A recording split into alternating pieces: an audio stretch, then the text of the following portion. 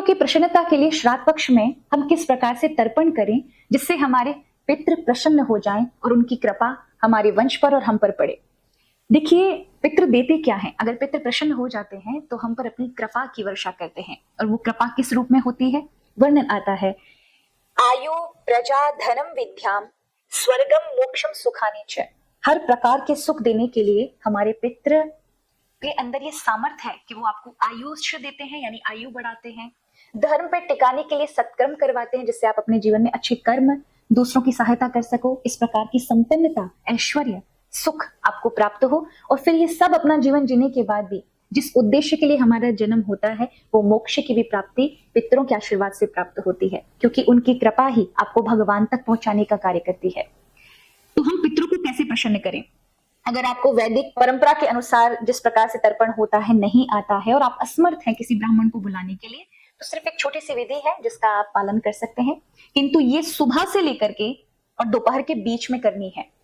ये ही समय है पितरों को प्रसन्न करने का, जिसमें मध्याह्न समय यानी दोपहर का 12 बजे से पहले का जो है ये समय ही उत्तम माना जाता है, जिसमें ये पितर प्रसन्न होते हैं। ये उन्हीं का समय है। तो यहाँ पर क्योंकि आर्यमा जो है वो पितरों के देव भी हैं और हमारे द्वादश आदित्य में यानी भगवान के जो 12 स्वरूप हैं उनमें आर्यमा भी भगवान का ही, सूर्य भगवान का स्वरूप है। तो पितर ये मध्याह्न के समय में ही भोग इत्यादि पाते हैं और यही उनके लिए उचित समय है।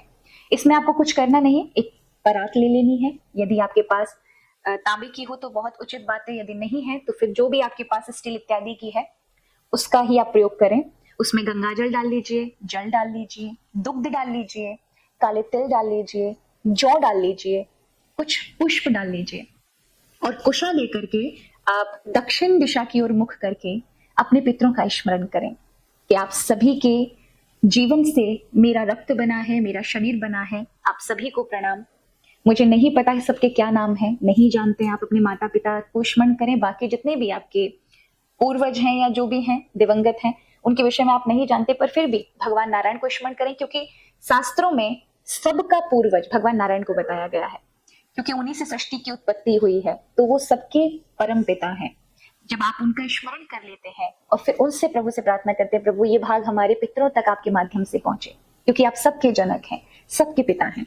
तो फिर आप ये जो है इस स्थान को पितृ स्थान कहा जाता है। ये है शुक्र स्थान। और जब हम यहाँ से तर्पण देते हैं तो हमें ये जो उंगली से लेकर, तर्जनी से लेकर के अंगूठे पर्यंत तक के बीच के भाग को पितृ तीर्थ कहा जाता है। हमें अंजलि देते समय इसी ओर से ही जल को डालना है। आपने देखा होगा हमारे यहाँ तर्पण करने की विधि है, जब आप देवताओं को तर्पण देते हैं तब आप ऐसे देते हैं, उठा के अंजलि से जल ऐसे दिया जाता है। ये देव तर्पण हो गया। अब यदि आपको ऋषियों का तर्पण देना है तो हम जल अंजलि देते हैं और बीच से छोड़ देते हैं, ये हो गया ऋषि तर्पण। उसी तरह से जब हम पितरों को तर्पण देते हैं तो सबकी दिशाएं अपनी अलग अलग है। तो आप जब पितरों को तर्पण देते हैं तब आपको दक्षिण दिशा की ओर ही तर्पण देना चाहिए, क्योंकि दक्षिण दिशा ही पितरों की दिशा है। तो हमें तर्पण देते समय यहाँ से तर्पण जलांजलि लेकर यहाँ से छोड़ना है। लेकिन हाँ, याद रहे कुश आपके हाथ में होना चाहिए। कुश ऊर्जा का घोतक होता है और भगवान का स्वरूप माना जाता है। कुश को भगवान का आशीर्वाद प्राप्त है और परम शुद्ध की श्रेणी में आता है, इसलिए हमें कुशा को रखना ही चाहिए हाथ में। और फिर आप मंत्रों का उपयोग कर सकते हैं। हमें पितरों को कितनी बार अंजलि देनी चाहिए, मतलब तर्पण कितनी बार दें? तो दक्षिण मुख होकर के हमें 3 बार अंजलि अपने पितरों को देनी चाहिए पितृ तीर्थ से। तो हम उस समय जब जलांजलि दें तो किन मंत्रों का उपयोग कर सकते हैं? यदि आपको ये मंत्र उच्चारण में बोले जाएं तो अति उत्तम है।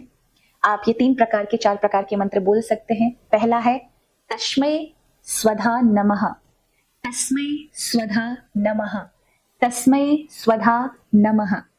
इससे आप 3 बार अंजलि दे सकते हैं। इसके उपरांत आप बोल सकते हैं ओम पितृ देवताय नमः, ओम पितृ देवताय नमः, ओम पितृ देवताय नमः। इसके अलावा आप बोल सकते हैं ओम नमः पितरं तृप्यामि, ओम नमः पितरं तृप्यामि, ओम नमः पितरं तृप्यामि। इसके अलावा एक और बोल सकते हैं, ये थोड़ा बड़ा हो जाएगा।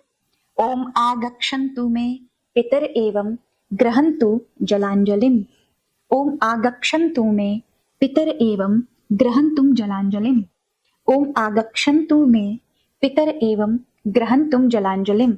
और यदि इन मंत्रों का आप उच्चारण नहीं कर सकते हैं तो भी कोई बात नहीं।